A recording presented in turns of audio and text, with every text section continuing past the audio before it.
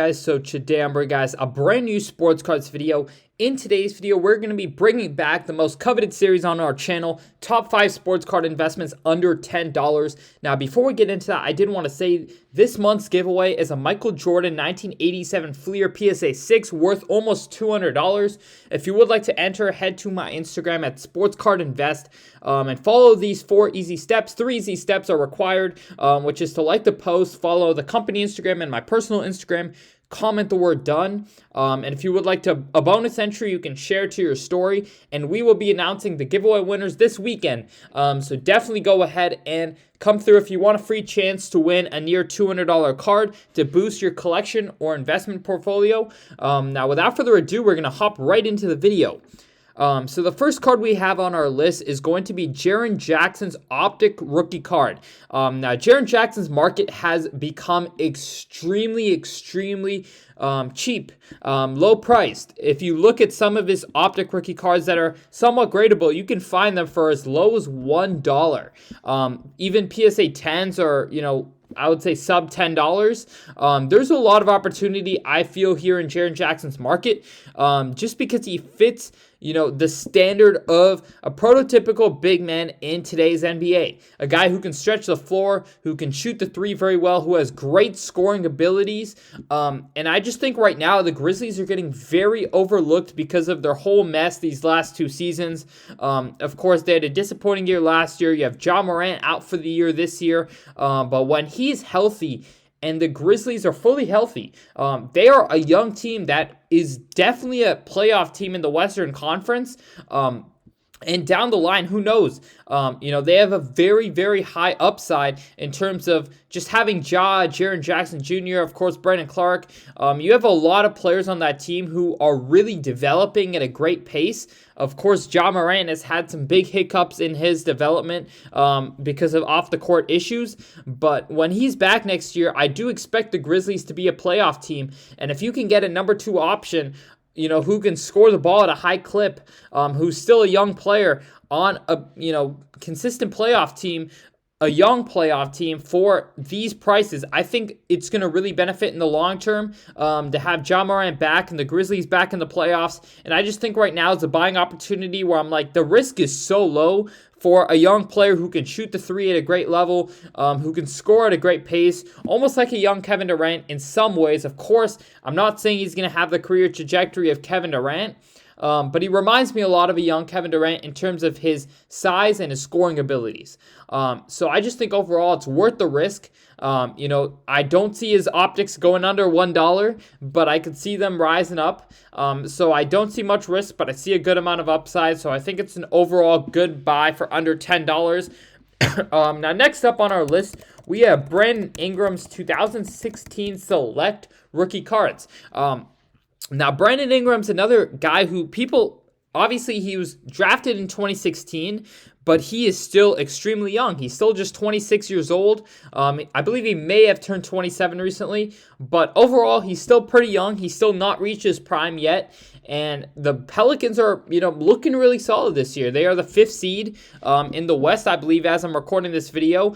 And, they are a scary team to show up against in the playoffs. One thing that I could be potentially pretty excited about is the fact that there's a chance they could match up with the Clippers in the first round. And if you know anything about Pelicans versus Clippers matchups, the Pelicans have owned the Clippers, even with Kawhi healthy. So there is a chance, that you could see the Pelicans win a first-round playoff series.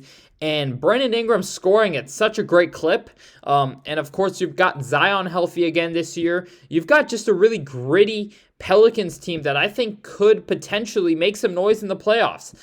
You saw what they did even with Zion not healthy. Them kind of, making that run, taking them to 7 games, the Grizzlies, I believe. So I just think there's a lot of upside. And Ingram, for the scorer he is, for the young star he is, I think his prices are just super cheap. And if you look at 2016 Select, it is a much lower population in 2016. For all of his cards, there were much lower prints of them compared to recent years. So I think there's a lot of upside going into that because of, the low prices and, of course, the more, I would say, limited supply. So I just think overall Ingram's a good buy. His prices are so low. There's upside there. The Pelicans are a playoff team.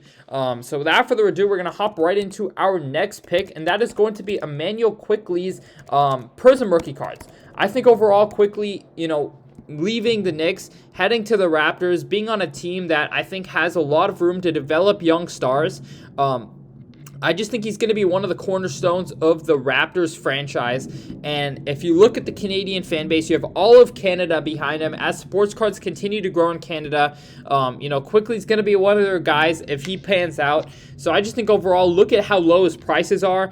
And then, the upside of him being one of the cornerstones of the Raptors franchise, potentially, if he can continue to, score at a high clip and develop. I just think his cards are at a price where I'm buying in, willing to take the risk based on how low they are and the opportunity here with him leading, Canada's only franchise. Of course, along with Scotty Barnes and others, but I do think overall he's got a chance to really fit in and be one of those top guys for the Raptors franchise. Now, next up, we're going to go a little bit to left field and go to Jay-Z's 2005 Topps cards. I think with Fanatics entering the hobby, you see what they're doing with Topps Hobby Rip Night, getting a lot of these big celebrities to come to these hobby shops. I think overall, they're going to eventually get to a place where they start making celebrity products. And if they make celebrity products and they're even halfway successful, the original celebrity cards, such as Jay-Z's 2005 Topps, one of the greatest artists of all time, most iconic artists of all time. And on top of that, most of these artist cards are from random products. Maybe Leaf, maybe another product like that. This is from Topps. And he has a Topps Chrome Refractor, one of the most coveted products of one of the most coveted artists of all time. If they ever do end up making celebrity cards again, even if they don't, but I think if they do, the opportunity here becomes super great because it becomes one of the original, celebrity products. And I think overall, low risk, high reward investment. If this pans out, you could see his prices, 10, 20, 30, 100xing from here.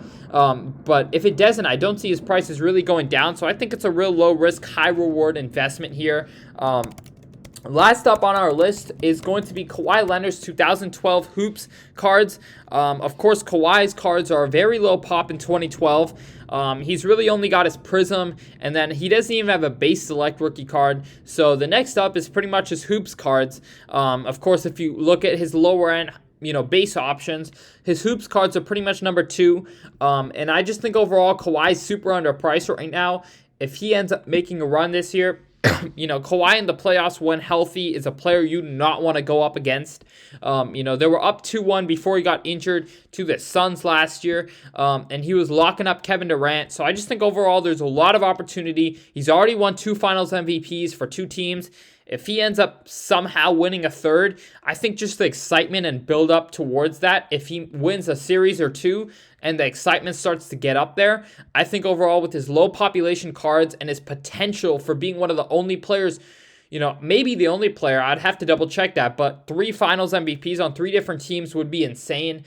So if he can have even a chance at that, I think his prices are going to really benefit. So I just think it's another low risk, high reward investment. He's already a 2-time Finals MVP. I don't see his prices going down much more from where they're already at. But I see a lot of upside here if he's able to come together with another playoff run. 2019 he did it.